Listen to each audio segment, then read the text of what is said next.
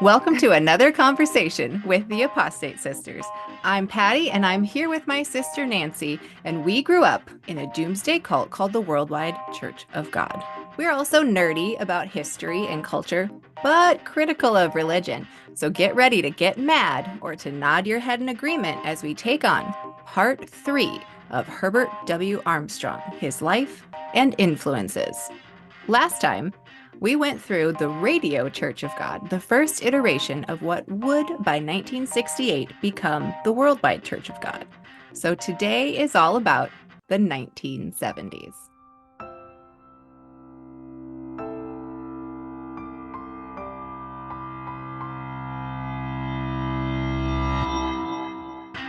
Well, I guess before we get started, we were thinking we might want to share a little bit about what's going on with the Apostate Sisters channel, because we have a new show coming. So UnPack-It, our new series that's coming out April 19th. We have mentioned this before, but we are collaborating with Joel from Mr. Difficult, who is still a Christian. He's a language expert. He's really funny.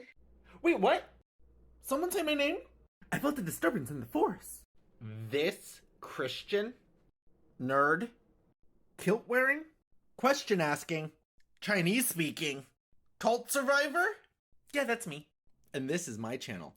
We get his insight into this as well, where we read cult literature. In particular, we're starting off with the Missing Dimension in Sex, which is a sex manual. Yes, a fucking sex manual written by Herbert W. Armstrong. We haven't gotten to the juicy parts yet, though. We haven't, but we've still had fun. Even as boring as this book is, we've already recorded several episodes. It's still entertaining. I mean, it's his style of writing and how he conveys his message, which is a lot of word vomit that we have concluded, but propaganda. Yeah, but it's fascinating. I'm so excited for UnPack-It to start. Me too. Everybody get ready. April 19th. Woohoo! We're going to unpack some bullshit. All right, before we get started with our content for the day, I wanted to give a shout out to one of our favorite creators, Durante Lamar. He is a Black atheist here on YouTube, and he's just putting out some amazing content. He's a former pastor, and he is kind of taking some shit from people in his comments right now. So, oh my gosh, everybody, if you follow Give him us, some love. He's give him some love. Go follow Durante, subscribe, comment, like his shit. It's amazing. So don't miss out on Durante Lamar. And look in the description. His information will be there.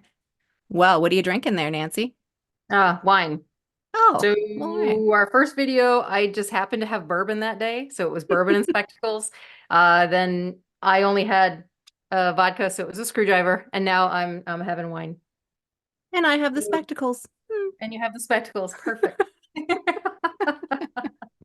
Yeah, Pat, so it was an interesting week, huh? We had the eclipse this week on April 8th, which was also the day that David C. Pack said the world was going to end. One of many world was going to end. Oh, and he's the leader of the Restored Church of God, which is like the evil twin, basically, of the Worldwide Church of God, which was already evil. So, you know, or evil stepchild, whatever you want to call it. So maybe that makes more sense. I mean, you and I have personal beef with this guy because our mother is still mentally imprisoned by this man. Yeah. And our father was excommunicated from him for asking logical questions. So he dared to challenge David C. Pack. And we get some great information from our friend over at X Restored COG. She posts a lot of wonderful videos on David C. Pack. Doesn't even have to do anything. David C. Pack, the man speaks for himself. So there was a video that had come out recently stating essentially that the world was going to end, or that like the rapture, the world tomorrow was going to happen on 51 days from the date that he said, and that was April 8th. So I don't know if he purposely coincided that with the eclipse that we had just witnessed. Christ. So I'm telling you, some people are afraid to sell all. They won't. They don't have the faith. I'm telling you, you got 51 days. If you are sitting on funds, extra houses, or cash, you are commanded by God to sell all, or at best you will face 4 years of sore trial. I tell you what, though, there were some really funny memes that came out along with this latest eclipse. It was really funny. Like one actually said that so somebody wanted to release all these human-sized balloons to show that, and then there were people going up to heaven. It was so great. There was like a follow-up that was like that idea combined with flat Earth. It was like all the people floating against the top of the dome. There was another meme out there that said something like, I survived the 5th end of the world. Congratulations to me. You know, it's like when natural disasters happen around the world, you mark in Facebook, like, I'm marked safe from the belief that the world was going to end with the eclipse. Do you remember when we were in India? We were at the Taj Mahal and there was a partial solar eclipse. That was I mean, amazing. that was really fucking cool. That The was world fun. didn't end then either, it turns The out. world didn't end, and I didn't want it to. I mean, I'm enjoying the world. Sorry, I am. Yeah. It's not fallen. Fuck all the way off. It is You what know we make why? it. Come on, we can do better. Yes, Yeah. exactly. Yes. I have big feelings about that. Yeah. It might be that I got told there was this world tomorrow thing coming as a kid, and it made me believe in us, that we could do better together. The church and Herbert W. Armstrong's teachings that led to things like marriages breaking up, suicides, people not being able to trust in their own abilities, which the church taught. Yeah. People had no joy in life. They didn't know how to live life. They were like living under a very dark cloud. And you see the religious trauma still trickling down, people getting into abusive relationships, no Yes. modern medicine that Herbert W. Armstrong taught. There's people coming out there to be like, I lost a child, I lost a family member or friend because Oh, Armstrong, trust me, Pat, so many stories are going to come out that are far worse than ours. So okay. Yeah, we do seem like we're in an interesting time where there's kind of a social interest in cults in general. And I think there's just like so much more understanding about us humans and our psychology, like how we think, how we work, what affects us, nurture versus nature, all of that stuff.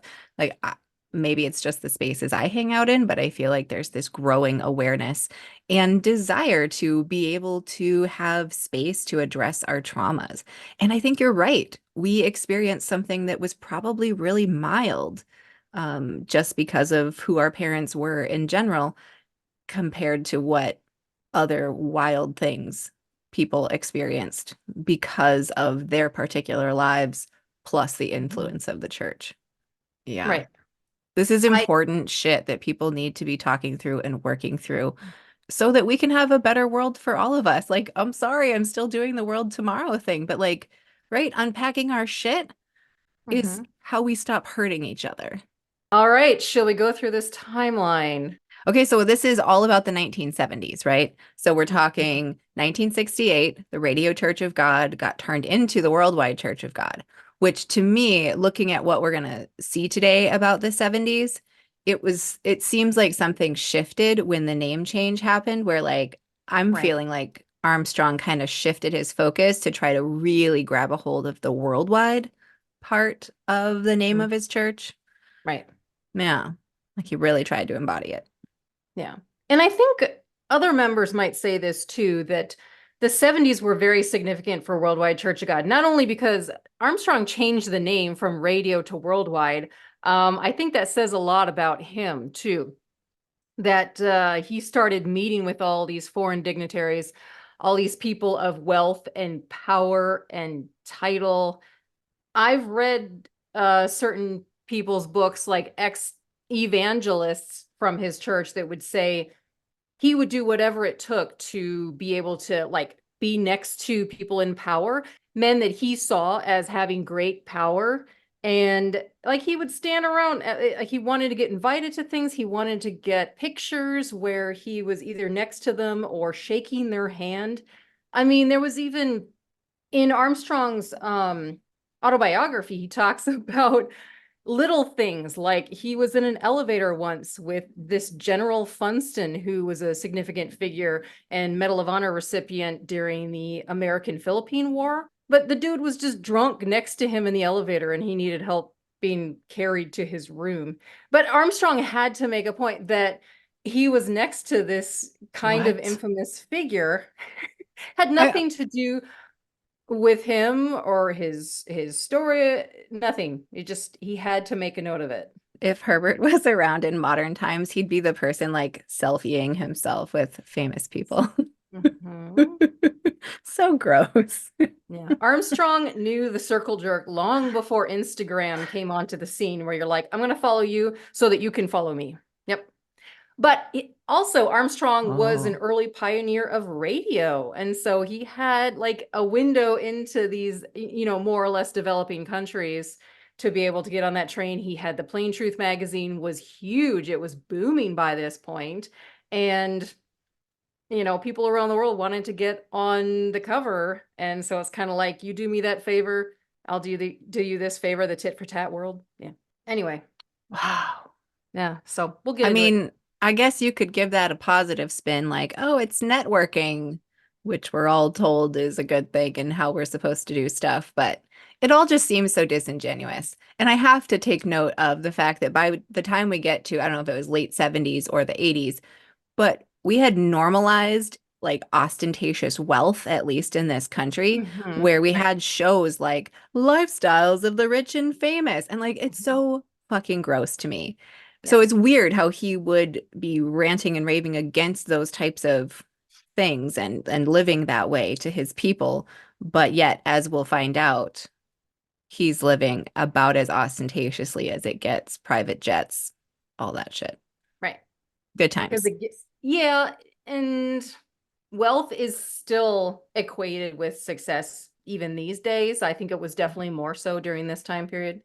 But yeah, regardless of whether they did honorable things to amass that wealth or not, in this case, we know that Armstrong's members, I would say a good majority of them lived in poverty, our parents included, because they gave all the money to the organization. The only people that had money within the Worldwide Church of God and its splinter churches were the ones that were at the top. The evangelists, Yeah. the ministers, Armstrong Mhm. himself.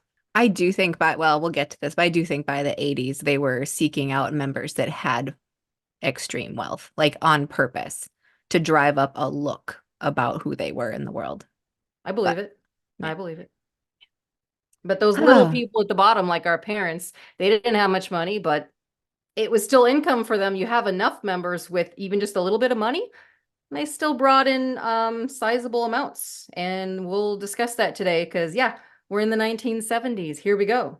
all right, All right. 1970s. Whew, let's do Now, it. all right, so we got the timeline here, Pats. We left off at 1968 when Radio Church of God got renamed to Worldwide Church of God. That brings us to 1972. Something had happened with Armstrong's son, Garner Ted. Now, he got suspended, okay? This wasn't his excommunication. His son, Garner Ted, remember, he was quite the figure during this time period. It was his face that people mostly saw, not Armstrong's. And Yeah. Ted Ooh. had all kinds of scandals surrounding him. So, You're so this, excited for this, I can tell. I know. I know. Well, I'm of the mind that people can do what they want. Garner Ted Armstrong was being investigated by the church for extramarital affairs, and lots of them. Like I said in the last episode, he was at Ambassador College in Pasadena. He had a lot of young, attractive female co-eds.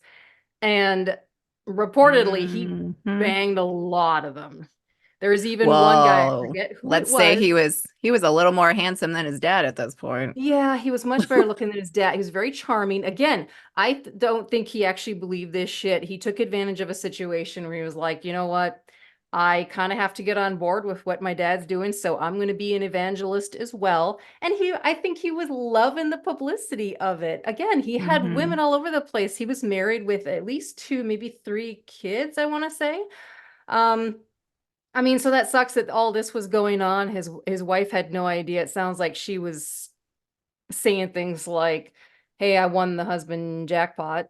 She was Oh, thinking like she really apparently really loved Ted.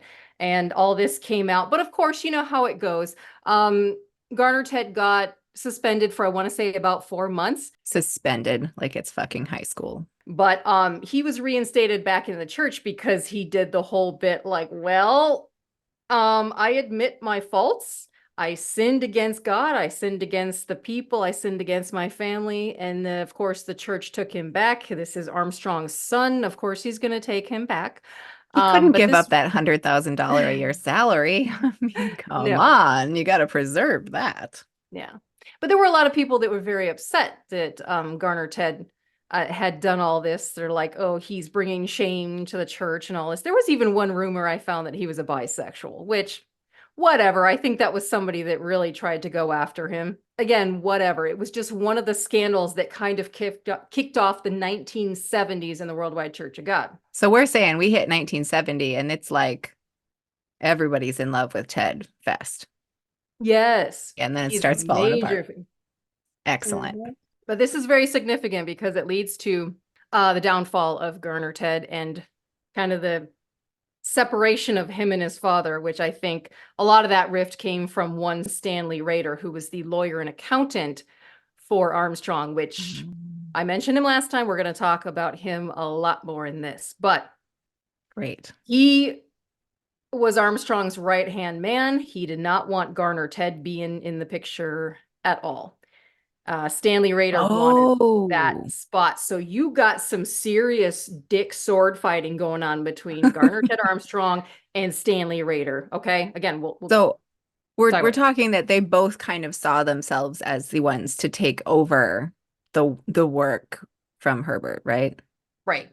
Which of course would have always been Ted Armstrong. There was like no question about it. But then when Ted had all these allegations that came out and he admitted to infidelities and all that, I mean, Stanley Rader, I think, jumped in on that. He's like, okay, I'm going to jump in here because I'm the one that's going to take over Armstrong's empire. Yeah. Opportunity. As Power if that guy struggles didn't have it good enough. Jeez. The greed. I mean, the Power exact struggles. the exact thing they spent all their time railing against, and that is everything that was going on behind the scenes is the greed among them. Fuck. Power struggles at its finest. Yep. Kind of funny actually to look back at them and their what'd you call it? Dick sword fighting? Or dick measuring, whatever you want to call it. Yeah. Those two were just at each other's throats. Anyway. Again, this is all taking place before we were even born. Right. So We're getting closer though. all right. Come June 19th, 1973, a very significant date in the timeline here. Armstrong met with the Emperor of Ethiopia, Haile Selassie. I hope I said that correctly, but he was the emperor who was in power until about the time of the Ethiopian Revolution. And for some reason, Armstrong got connected with him. So they met at the National Palace, which used to be called Jubilee Palace. Yeah, I don't know how they got connected, but there's something with Armstrong where his employees would always reach out to people in foreign power and see if he could get meetings with them. I guess he just happened to be one of them. But this emperor was on the cover of the Plain Truth magazine, so you got to figure he's also getting exposure by being connected with Armstrong, because Armstrong is getting quite the following at this point. All right. Well, and the benefit to Armstrong is then he gets to get his Plain Truth into that country and potentially more followers. Because they were doing church groups. I mean, as kids, I remember seeing video of, people in different countries all jumping around excited about the Worldwide Church of God. So Cringe. Horrible. Yeah, I know. Yeah, cringe. Okay, so who gets excited about this shit? Nobody. Well, it's the people that Herbert went after, which is people who were vulnerable and had been through some stuff because they like the message like that. So get this, the sort of things that Armstrong talked about with the Emperor of Ethiopia, who, by the way, is the actual emperor who is a pivotal figure in Rastafarianism. I have friends that live in Jamaica. I was just there visiting them last week. And there's this little Rastafarian village that is literally like a 2-minute drive from where they live. This is alive and well, this concept that still. Yes. that Selassie is like the second coming of Christ. He's the Messiah. This is still a thing, but I thought it was Okay. interesting that I'm sorry. It's so okay. No, I'm fine. this Go this is on. why I'm drinking, Patty. Yeah. That's so ridiculous. For a long time, I thought that being a Rastafarian was literally more of a cultural thing down in Jamaica where, okay, you wear the dreadlocks, you smoke a lot of weed. No, it very much rooted in this sort of concept that I want to say started in like the 1930s. Yeah. Wait, so Rastafarian it's got Christianiness about it? Yeah. Oh, yeah. Okay. Well, I learned something Because it's today. like the Ethiopian Orthodox Church or some shit like that. What? Yeah. Okay. Look it up. Another thing I found interesting when I was down in Montego Bay last week, a friend of mine who I've known for years down there is a Seventh-day Adventist. Yes, a Sabbath-keeping church member. Apparently, Seventh-day Adventist is kind of all over the place in Jamaica. We had gone out for a drink on Friday night, and she just kind of talked about how guilty she felt about having a drink on the Sabbath. Yeah, she used the word Sabbath, and that's when I was Did you like, die inside a little? a little bit. I was like, you just said Sabbath, so we got to talk. And that's what I discovered. Yeah. Even Assemblies of God is down there. It's like the next branch of, or the next iteration of colonization. You know, like during full colonizing world times, I think they would send in the missionaries first to like soften up the people a little bit before they moved in. We're like, hey, so how about you give us the rights to all of your resources? Or be like Christopher Columbus, who landed in Jamaica when he told people about this, eclipse or something that was going to happen. He mentioned that if you don't give food for all my people, because we shipwrecked here, because he knew it was going to happen. And it did. And then he got the people to do whatever he wanted. Isn't that gross? That's disgusting. Seriously, every American should be looking at the real story of Christopher Columbus because our little nursery rhymes about the Nina, the Pinta, and the Santa Maria can fuck all the way off because that man was a bad man. He And was. the things that he did are really not that different than the same slick ride that Armstrong was taking himself on. Right. It just Well, looks a little different. Christopher Columbus sold 12 and 13-year-old girls into sexual slavery. He had sexual slaves on his own. He used to cut people's ears off. You're telling me this is like, Ugh, blah.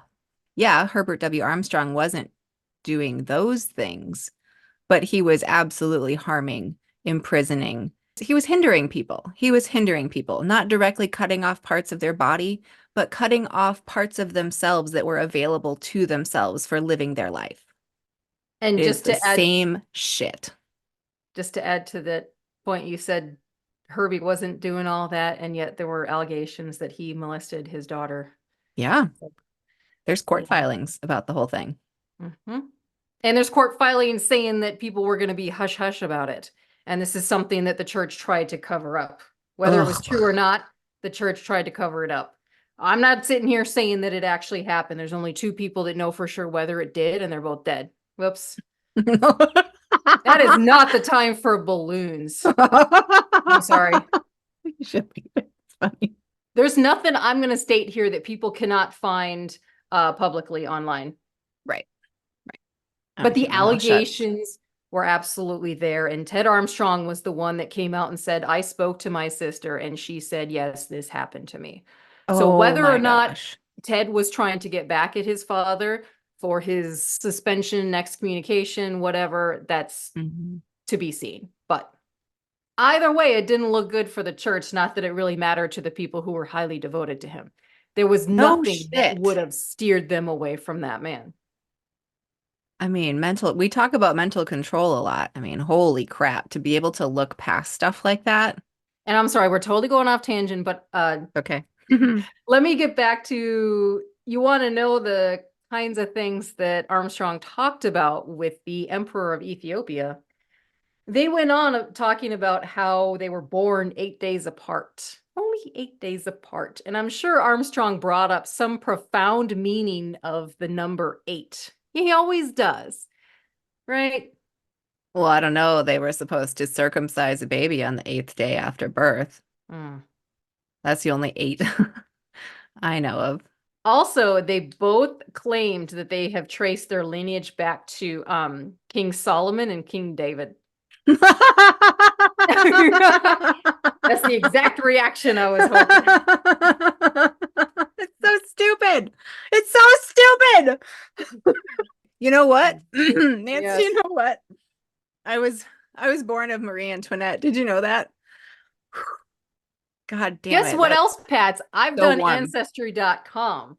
And so we're going to get on the Armstrong train right now. So we are actually related in some way to Captain Cook, which he didn't have children, but his sister did. And we're connected to that timeline. Also, our great-great-great-grandfather is one Amos Ives Root, who invented modern day beekeeping. And he created what is now the Root Candle Company over there in Ohio. You're welcome. That's our claim to fame. So everyone should subscribe to us because we have famous roots. Like, do you feel any different knowing that we had a famous great-great-great-grandfather? I mean, if you go far enough back, like we're all related to like Charlemagne or whatever the fuck. Because he fucked everyone, but How many people in the population are related to, what is it, the Mongolian Genghis Khan. Genghis Khan? Thank Yeah. you. I've heard Genghis- it's obscene. Like the number of people in the world that are directly related to him is obscene. It's so weird.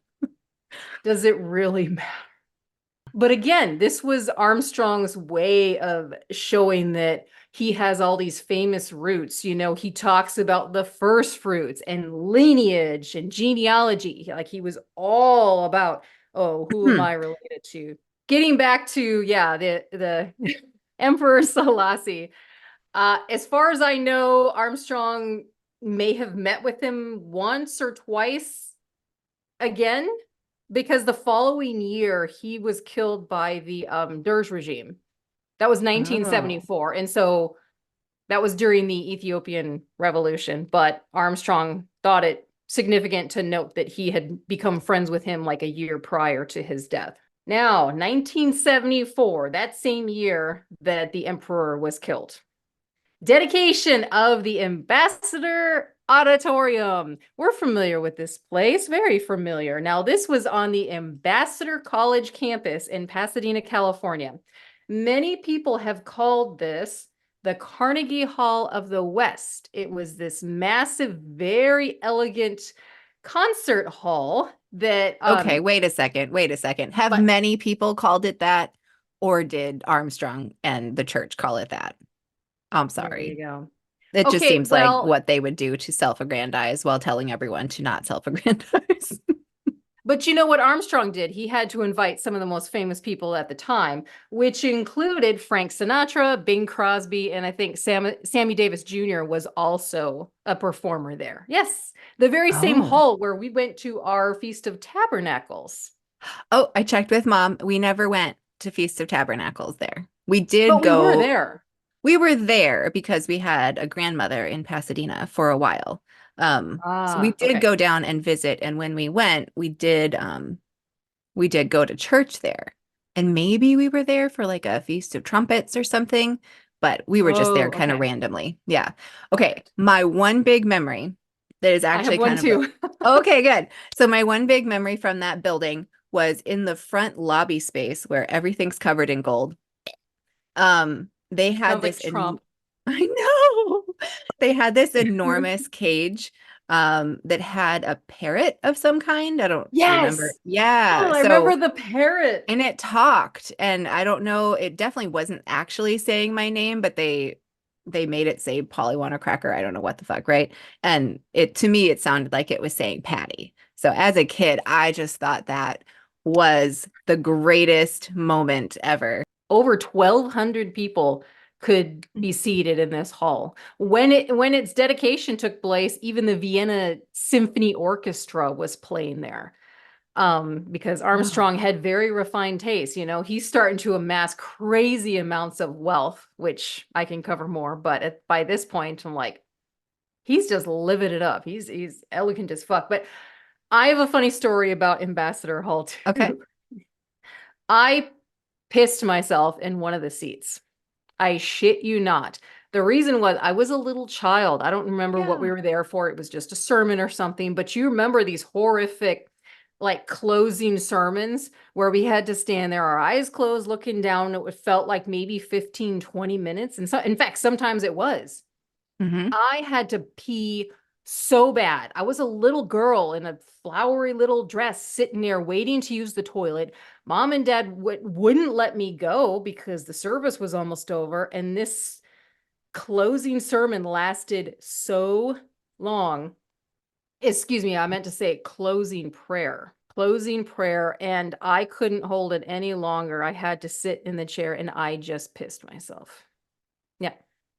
Aw. Isn't that lovely? I remember kind of where it was too. Yeah. Well, if it makes you feel any better, I was totally unaware of it at the time. That's fine. But Oh, that's one of the poor memories little I have of that you. place. I pissed in one of the seats.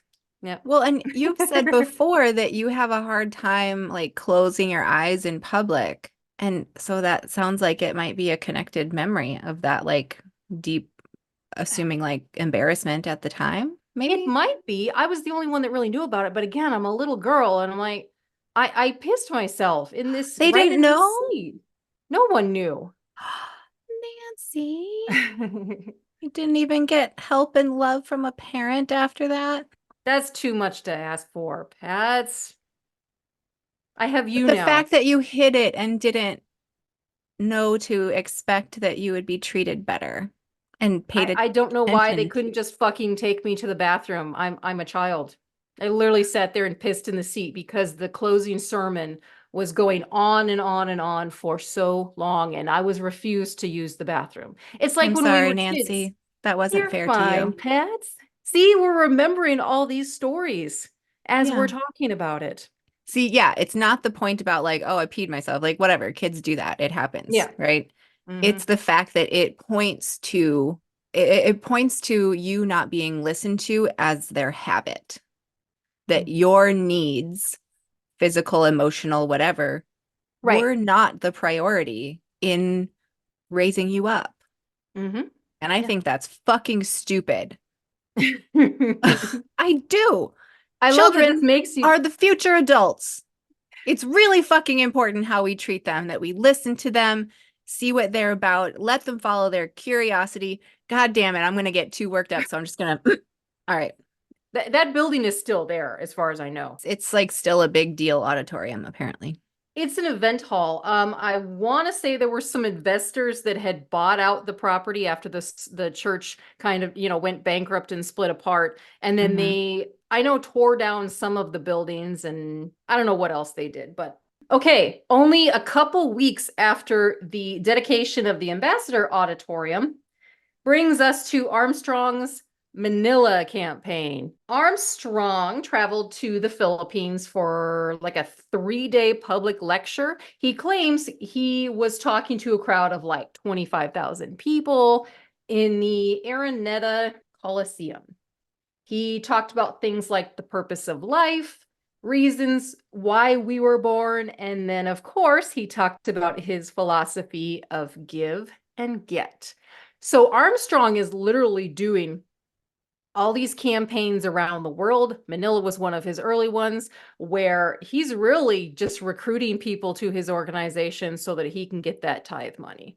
He's talking about give, give, give. And he's making it seem like these people are not giving to him. They're giving to God. They're giving to the church, and you're going to have all these heavenly rewards. That was his ploy. And these are the people that were literally colonized and had everything taken from them. So they would have already like had some sense of what was being taken from them. And I can see the idea of giving instead of taking being appealing then. Right. Mm-hmm.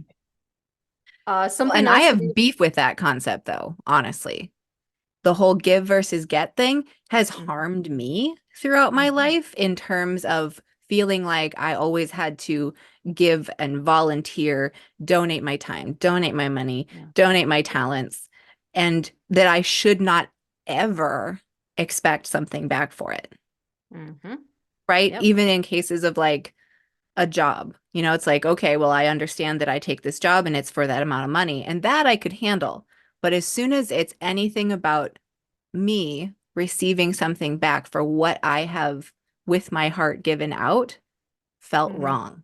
And Yeah. I'm only now learning to accept that when something is given, well, that means the person on the receiving end is getting. And so Yes. it's always give and get. Yeah. And we should Yeah. be looking for balance in our transactions like that. Okay, so I wanted to mention one more significant thing that happened during this infamous Manila campaign of Armstrong's. Do you remember that he went on to marry that far younger woman named Ramona? I mean, I knew there was a younger woman later in his life, but that's connected to Manila. In a sense. So during the Manila campaign, there was apparently either some publications or books, things that needed to be printed, and they needed to get to Manila right away.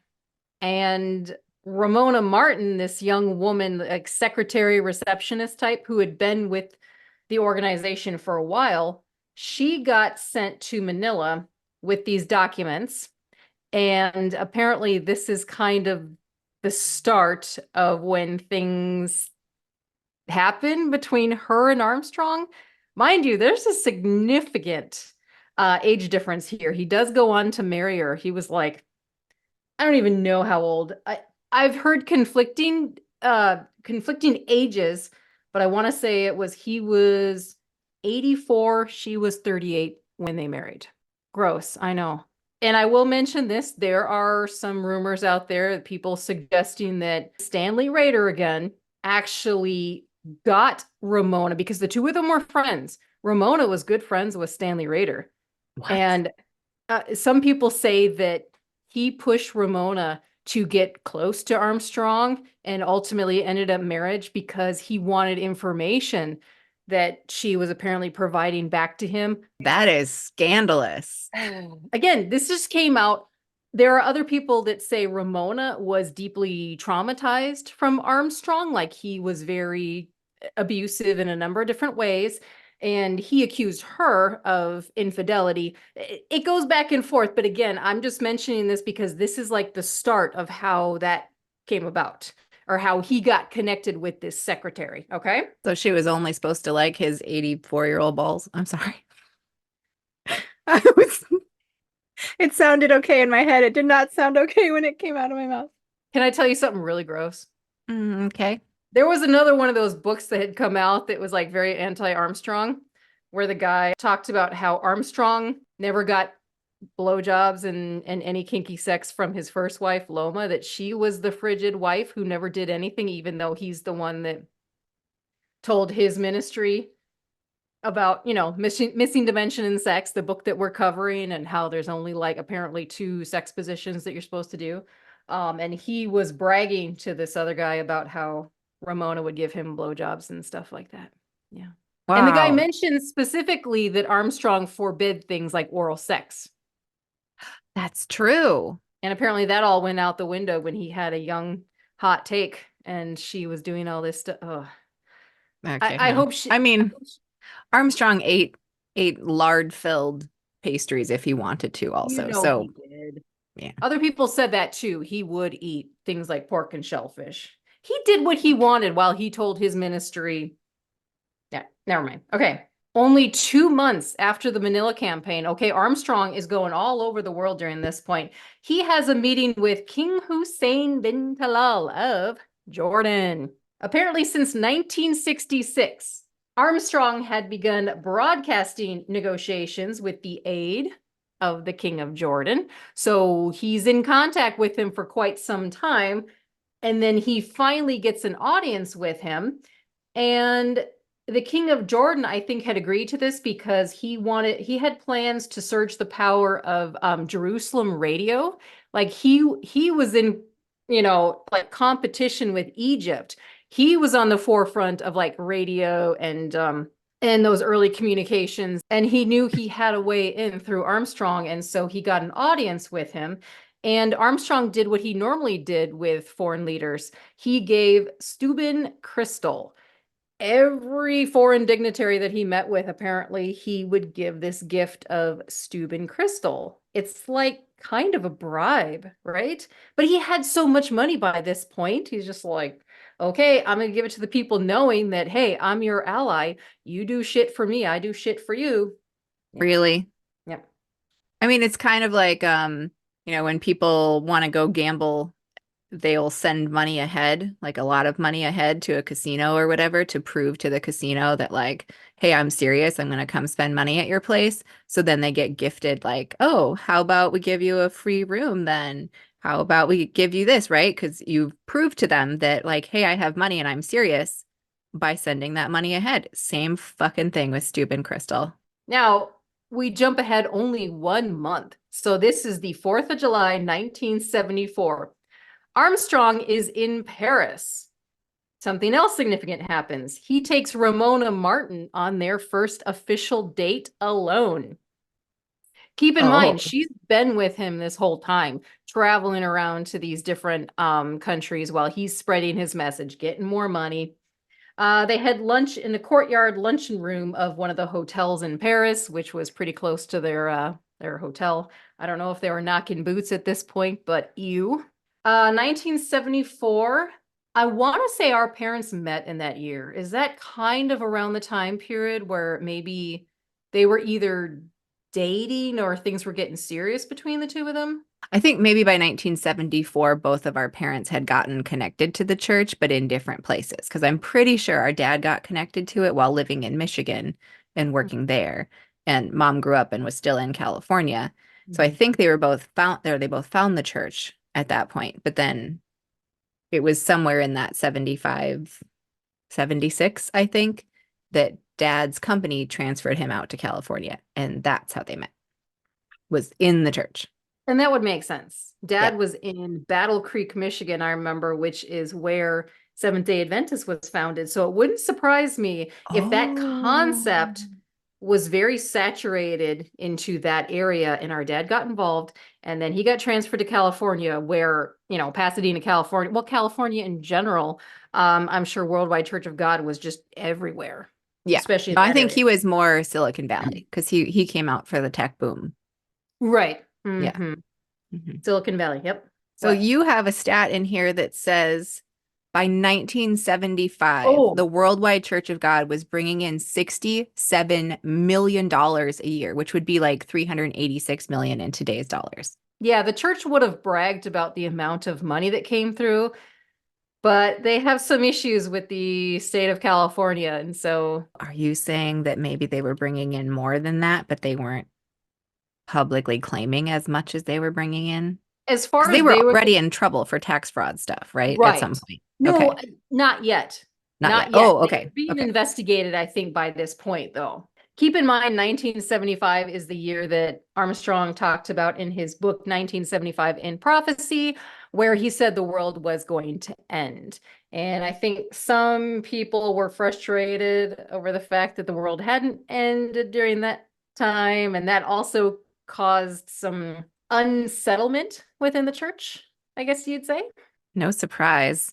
I mean, I don't know how it doesn't just cause mass exodus and like everyone's like, oh, I guess this wasn't real and I should go unfuck myself. I don't know. I mean, what a way to live where you're only looking forward to what happens after you're dead. Or the destruction of everything around you and everything you've known. Well, people welcome it because they think this other place they're going to is so much better than this one. It's so sad, actually. It's because I really think if we gave this world, the current situation we all find ourselves in, some credit and allowed a little hope within ourselves, my gosh, we could actually do better. Like throughout history, things actually are getting better for humans. It's slow. It's not perfect right now, but perfect doesn't exist. So if we stop believing shit like this, we can actually work together and do better for all humans. I'm going to keep fucking saying that. I don't care if it sounds repetitive because it needs to be a thing we bring within ourselves. Hope that we can do better together. Yeah. We But stop again, fucking fighting and letting bullshit people tell us lies. Oh my God. I know. But again, he targeted the most vulnerable people, the people that didn't have lives that were satisfying to them. But again, 1975. So you got to imagine that some of his followers at this point were starting to question, like, okay, the world's going to end any time now. In the midst of that, Armstrong is just having a whale of a time traveling around the world, getting new followers, getting so much tithe money. The Plain Truth magazine is going into all of these foreign countries using that tithe money, and with the assistance of Stanley Rader. He creates the Ambassador International Cultural Foundation. What the fuck is that, you ask? A sham, a front? Is that what you're gonna tell me?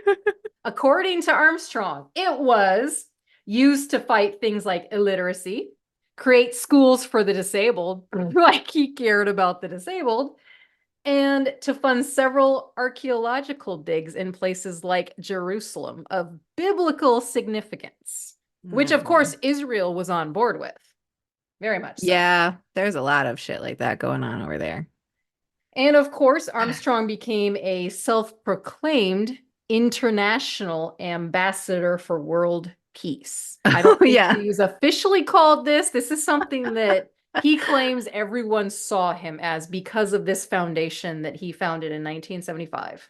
So the whole thing was another game to get more money coming in, because even if people weren't going to be the ones doing the tithe thing, if he's seen on some world stage as doing things for world peace, and look at what he could point to. He could point to, like, we've created all these schools for the disabled. We have programs to fight illiteracy. We are building the world tomorrow right now. Don't you want to donate to what our cause is?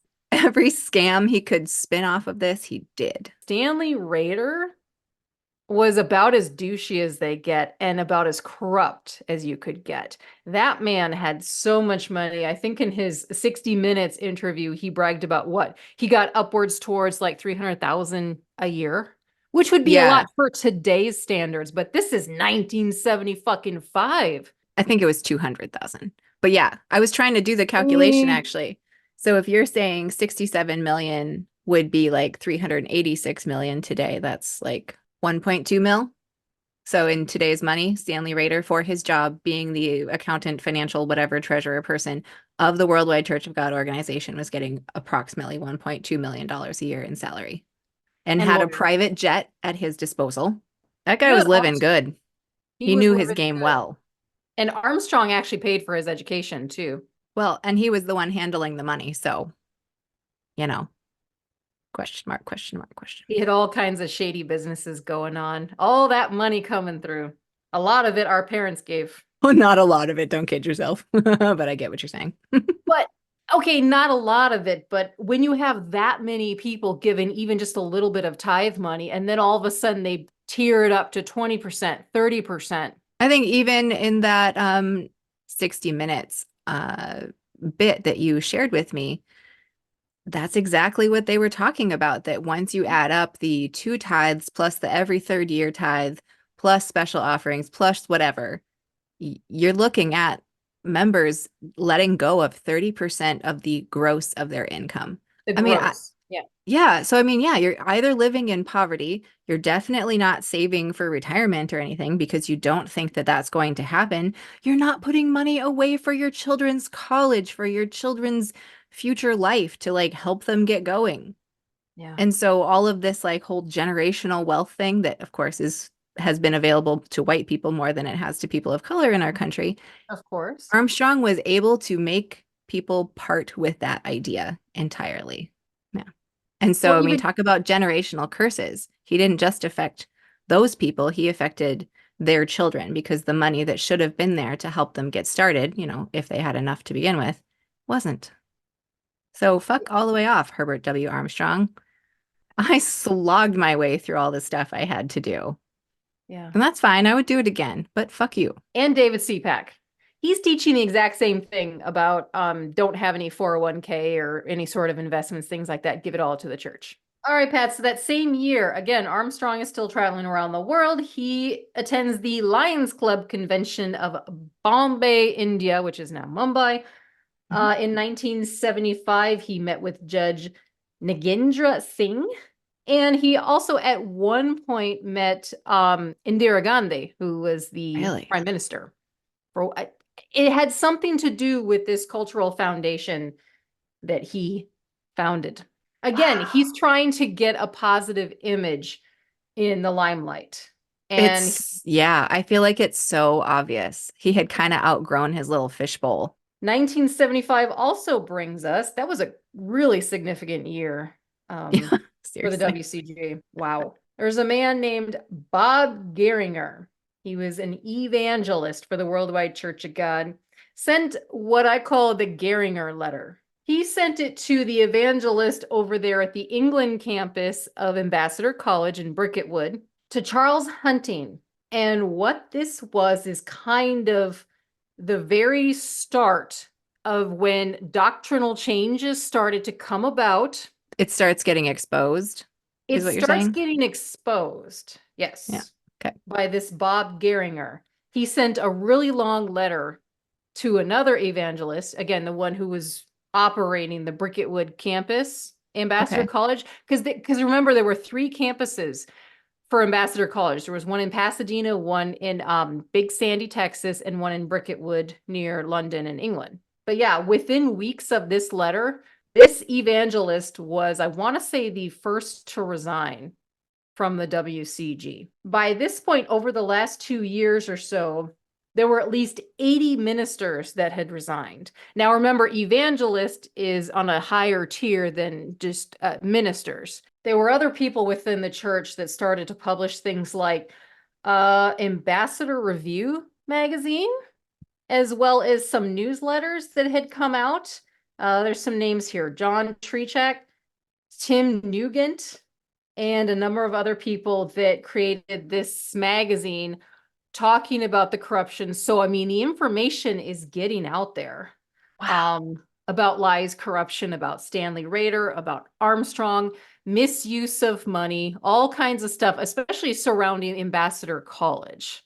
Colleges, I think, are a pretty ripe space for abuse of people and taking their money.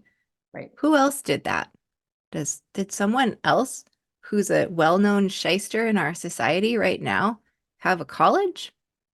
A university named after him, perhaps? I think so. Huh.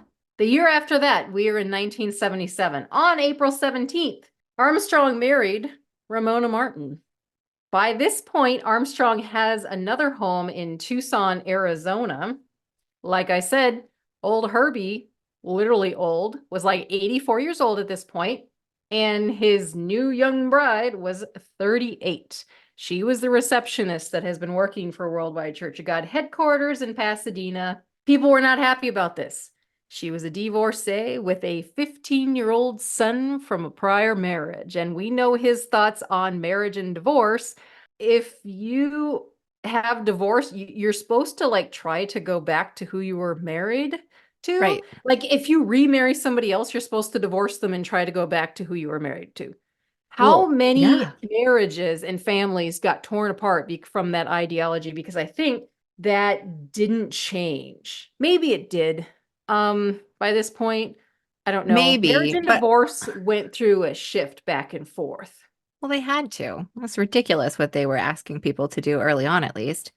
But isn't it interesting to see, like, with all of these things, he has gotten to a point where he doesn't give a fuck. He doesn't give a fuck if he's doing the things that he's telling everyone not to do. He's not even like trying to hide it at Right. this point. He's just like too far above that. Can't even see the image he's creating, probably, because he's just so already in his own, like, I'm going to do what I want to do. But his hardcore followers would stick with him no matter what.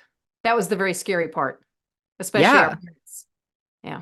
Well, and they were just getting into it at this point, like at the point that he's getting married to Ramona. Like Weird. yeah, it is weird. Well, and maybe that was why it wasn't a big deal that our mom had been married before and then married our dad. Maybe. I know it always seemed like it was a little bit of a stain on their marriage, though. Like, I remember it was a big deal that she didn't wear a white dress when she married dad. It was like light green. Really? Yeah. I don't know if that was a personal preference or if the church had like some influence or something, but it always seemed like, it had a little bit of a shaminess attached to it or something. It felt like something maybe wasn't right about But, what they had done. but we didn't even know that mom was married prior to our dad for a long time. You found some object within mom's belongings that she had a different last name, and you asked her about it, and that's when it came out, right? Yeah, I think it was a nail clippers. And then the whole story came out. I think I was 8. What? And you never knew. Apparently, I never told you either. I can't believe the So, things that, like, it blew your mind when I told you this. yes. Yeah. I was like, are you fucking serious? Patty, I feel like we don't really know our parents that much anyway. Nope. But that was quite a blow. Not that I really cared. I just thought that it was worth mentioning. Like, mom, you were married before dad. Okay. Yeah. No I mean, that's kids. not just the church, But though. That's cultural. I think at the time there was a right. lot of like shame associated with the divorce stuff. And he was apparently from a very prominent family. Would you say he was like South American or something? He even Um, had a street named after him there in yeah. San Jose.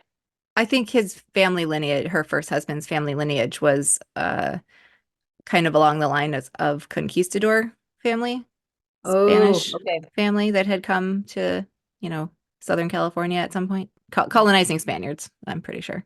And we know Armstrong's thoughts on interracial marriage, at least for a while. Well, I'm living in sin, being married to an Indian man. Okay. Fuck off, Herbie. Okay, so that happened, but some of the details surrounding that marriage. So they got married in a very small ceremony at Armstrong's home in Tucson. By this point, Ramona, I think, had been working for the church for around 12 years. Obviously, she's spending a lot of time with Herbie, whether that was orchestrated or Apparently. not, and she really wanted that man in every way. Remains to be seen, but sometimes even money speaks volume. I'm not saying that she married him for money. I'm just saying there had to be more to it than that. You can't tell me she wanted that ass. All I can think of is the old balls. Oh. By this point, Armstrong and his son Ted are still on good terms because Ted actually officiated this wedding. There was like 50 guests in attendance. That So Ted happened. There was officiated the wedding of a woman younger than him to his own father.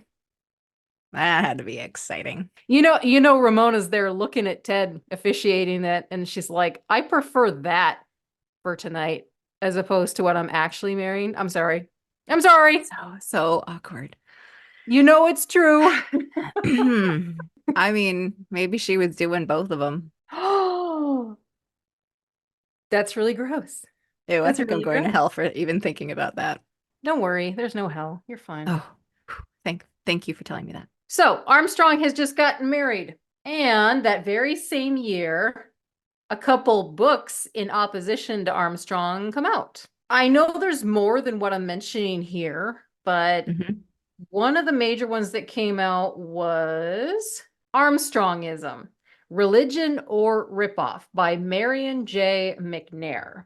You can find this book on the website Exit Support Network. Now, McNair, of course, used to work for Armstrong. He got a little insight into what was going on. So, of course, he was an evangelist on the pretty high tier of Armstrong's organization. And he explains in his book how Armstrong and Stanley Rader, how they stole ties for personal use. Things Surprise. like, yeah, surprise. He talked about Armstrong's very refined taste in expensive things, his failed prophecies he talks a lot about, and how Armstrong during this time period just started to see himself as like higher than Jesus. Like he just, wealth and power do that to people. Like he was just, things started changing. People didn't like it. This is what I'm saying with by 1975, he thinks it's fine to just marry this 38-year-old divorcee and expect his people to just be like, yeah, okay, that's fine. You do whatever, even though it's against what you said. The guardrails are coming off or the wheels are coming off, whatever metaphor you want to use. Like, it's losing it. He's losing it. I mean, he's old enough that he's probably not even mentally all there anymore, and he's still pounding on the desk for the world tomorrow because he'd done it for so many years. It's just like in there. Yeah, But what was he really like as cognizant by then? probably Maybe not. not. Yeah. But he was just enjoying his life. I mean, that much money, man, just living it up. I even read in one book somebody saying that he had once bought a champagne bottle like bucket that's made of pure silver, and it was like $8,000 during that time period. That would be expensive today. Mm. But this was also during a time period where the church was really struggling for funds. And I mean, $8,000 $8,000. would have put new carpets in our house where we had carpets with holes to the subfloor because our parents were trying to make sure God got his due. Right. So meanwhile, Armstrong had a silver fucking ice bucket. Armstrong never would come right out and ask people for money, right? Right. He had a tactic. He's like, I have free literature for you. That was like, give me your address and I'll give you this literature. And then he would give sob sort of stories about him growing up, without a lot and all the things that he did for this organization. He got people to give their money and he got them to give generously. So that's a book worth checking out. There's another one that came out the exact same year. It was called The Broadway to Armageddon by William B. Henson. I haven't read this one yet, but from what I understand, the author's son did actually die because he needed modern day medicine, and unfortunately Armstrong taught against that, and he lost his son over that. But he Jeez. also discusses things like the marriage and divorce restrictions that we were just talking about, as well as Sabbath day restrictions, like you couldn't do shit on Sabbath is basically what he was saying. Later that year, I want to say August of 1977, Armstrong suffered congestive heart failure. I don't know if he actually used doctors at this point. There was even one source that said his wife had actually saved his life during this time period. I don't know much about this. I just know that he had something happen. Summer of 1978. This is Oh, when it's gonna get juicy now. exactly. This is when his son Ted actually got disfellowshipped from the church. Apparently, it was over a phone call that his father decided to just, you're out of there, buddy. I'm sure Stanley Rader had a lot to do with it. Again, I think Ted tried to get back at his dad, whether it had something to do with what was done to his sister, and the truth came out, and then he was excommunicated. He's like, well, fine, I'm gonna tell the world about all your shit now. And so the two were batting at each other, and Stanley Rader is still pretty prominent during this time. And our parents got married in summer of 1978. So around the time when Ted got excommunicated, our parents did get married. So obviously they're very involved in the church at this point because they were in the church beforehand. This is how they met each other. Okay, so I just, as you were talking, my brain had this moment of mom saying something about Garner Ted that made me think she found him Hot. yeah, nice to look at. He was like the Fascinating. Elvis of the times, women loved it, You're not right? wrong. I mean, she's still a flesh and blood woman. As much as she tries to deny it. I don't know that I'd fully like integrated the timing of the Garner Ted stuff because it sounded like ancient history by the time I heard about it, but it Nope. really would have been right when our parents were both getting into the church. Wow. And just before they got married. After Garner Ted was excommunicated from his father, he went on almost right away to create his own church in Tyler, Texas. It's still Was there. this the first splinter or were there others before? No, there were other splinters, I think, by this point. There were so many splinters, I can't even keep track. I'm sure they all claimed to be like the first splinter church. So he had followers that supported him after his father excommunicated him. There's so Right. many people excommunicated from the WCG, so many. You can't have dissenters.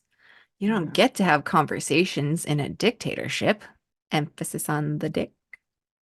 I thought it important to note that 1978, when Ted found his church, that's also when Overcomer Ministries came onto the scene. It was founded by Brother Stair. I know you don't know a lot about him, but I do. You had gone off to college, and our dad, when he left the church for not being strict enough for changing the doctrine, he started following Overcomer Ministries, which we'll talk about later, but this is when his church was founded So now Brother Stair followed like a Seventh-day Sabbath model, right? Was that Right. kind of the main point of commonality, or did he really pick up on more Armstrong-y stuff? He definitely was not a splinter church of WCG, but a lot of the people that were leaving the WCG did go over to Overcomer Ministry because he was also a radio voice. It just, people found him, it's kind of, it's like, you're not strict enough for me. You're not fundamentalist enough for me. Like, I gotta go to like the worst I can find. And of course, our parents went over to Restored Church of God as soon as that was created, Our dad is literally just trying to find a place to go where they're still teaching this shit. It's like nothing can ever be good enough for him. Like he has to be perfect for his God. Right. Well, that's a trauma He- response, right? Like, I have to find the perfect, the only, the true church. Perfect doesn't exist. The state of California versus Worldwide Church of God. Yes. That sounds entertaining. The attorney general at the time, he opened an investigation into these allegations that millions of dollars, I'm sure it was, a year had been stolen from the Worldwide Church of God and from Armstrong and Stanley Rader themselves. During this time, Rader, he decided to rally all the Christians that he possibly could to their cause, any religious groups, and he was able to successfully introduce a bill into California legislature that restricted the AG's authority to conduct civil, but not criminal, financial investigations into California, religious and nonprofit organizations. Meaning, Oh my gosh. yeah, the AG had to drop its litigation by the following year. It's politics. Because So- the religious organizations got political and were like, we're a church, you can't do anything to us. Mhm. Oh, all right, I'm gonna get mad again. This happens all the time today, Pats. That's what I was gonna say. This crap is still happening. Mhm. Churches who abuse people are using the fact that they're a religious organization to get away with their fuckery, and it's not okay. Why do you think we have so many churches out there? It's a moneymaker, dude. I could handle not paying taxes. That sounds fun. Can I start the church of Unfuck Yourself? Tax-free donated dollars. Let's do it, Pats. Hey. All right, we're almost done. 1979, the last year, Pats. Now, there's a man named David Robinson. He was excommunicated from the Worldwide Church of God in 1979. He is significant. We're not going to get into his book just yet because it came out in 1980, the following year. But he did write the book Herbert Armstrong's Tangled Web. And this is going to be very important because a lot of the information about Armstrong came out in this book. We'll talk about it next time. But Ooh, okay. yeah, 1979 is when he was excommunicated. And you know what happens to people who are thrown out of organizations when they have some sensitive information that they're holding on to. Like, I don't give a fuck anymore. This information is going to come out now. Oh, they have tea, lots of tea, going to spill all the tea. Stanley Rader's 60 Minutes interview. That was April 15th, 1979. Yep. Why? I was an embryo. Wow. And This is we when the watched 60 Minutes growing up all the time. So did. did they see this? When I watched Oh. that earlier, I was like, y'all, were you watching? Did you not see? I remember our dad watching 60 Minutes all the time. There's no way they didn't see the one with Stanley Rader when he was interviewed by Mike Wallace. Stanley Rader literally exits the room and he accuses Mike Wallace of obtaining information illegally, and then he says he's going to sue him. It's all kinds of a clusterfuck. Armstrong, of course, is still defending Stanley Rader by this point. It showed that behind closed doors, Armstrong was like, I'm going to get that little fucker, Stanley Rader. And then when it came to blows between them, he got out there in front of his ministers and was like, I stand behind this man. How dare you say anything else? Like, whoa, there was some shenanigans going on. The backbiting, the bullshit. Can you even imagine? Everyone had their fingers up Armstrong's asshole at this point, and that all just trying to get as much out of that man as they could.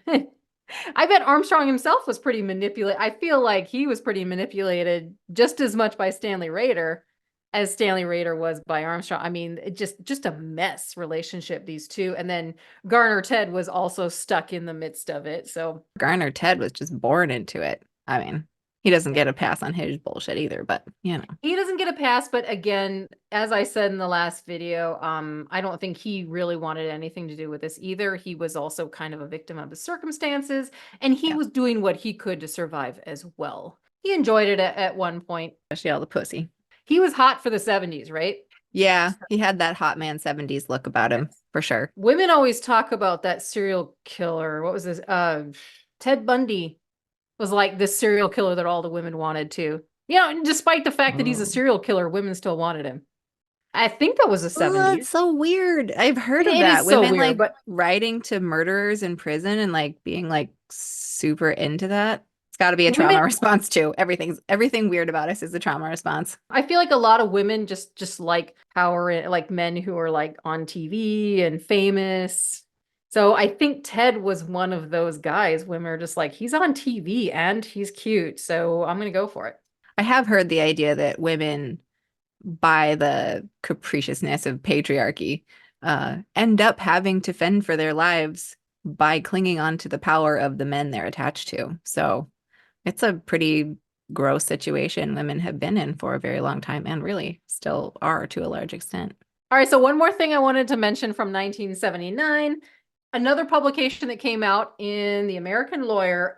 It was titled The Devil and Stanley Rader by Henry Goldman. So people can go ahead and read that too, but there's all kinds of crap coming out about Stanley Rader around this time and how corrupt he is. I mean, all you have to do is look at his face and you're like, oh my God, he's the biggest douche. You can see it. You can see it in him. Why is that? I want to hear from the other culty babies out there. Is this a thing that you all know too, where Nancy and I have talked about this a lot, where sometimes it's like I would have said at one point, it's like I can see the devil in their eyes, but it's like, yeah, you can just see in their faces the fact that they don't respect anyone, that they're living out this horrible life for themselves. I don't know. What do you have to say about that? I don't even know what to say. It's so strange to feel like I know things about someone by looking at their eyes, but I don't know how else to explain it. Well, I get the same vibes by looking at Trump. Do you actually think he cares about anyone except himself? I don't know how anyone looks at him and be like, oh yeah, he cares about us little folk on the bottom. I don't either. Stanley Rader is exactly the same. And I keep feeling like I'm almost saying Trump instead of Armstrong just because there's so many parallels between the two. I mean, it's an archetype. I don't know what the name of that archetype is, but it's an archetype of us humans, if we're going to go all Jungian on it, maybe. But I figure a good place to end here, Patti. So all we did was talk about the 70s today. The 80s in the Worldwide Church of God also has kind of an upheaval, or I think it kind of has a comeback in the 80s. That, of course, is when you and I were children. You were born in December 1979. And so that brings us to the 80s on the next time. All right. That was the 70s. Whew. Wow. I had no idea of the political climate of the church that was happening at the time I made my emergence. Because the church tried to cover it up. And I don't think these things actually really came to light until years later. Sure, there were publications, but it was like the church dismissed them, just like David C. Pack is doing with what he calls haters, people like us and people like X-Restored COG on TikTok, try to shut them up. Time has run out for these stupid ideologies to control people. So before we go, I wanted to mention that Nancy and I are very serious about bringing in some of you former Worldwide Church of God and Splinter Group folks. We want to start interviewing you. So please reach out if you have any interest in being a part of that. You can go ahead and email apostatesisters, all one word, @gmail.com. And we will be ready to talk with you about doing that. I did want to mention as well, if some of you do not want your face on camera, you don't have to be. If you just want to tell us your story and we can share it with the world, everyone has their own experiences and perspectives on what happened throughout this organization or might still be happening. Please do contact us. Like and subscribe. Yay!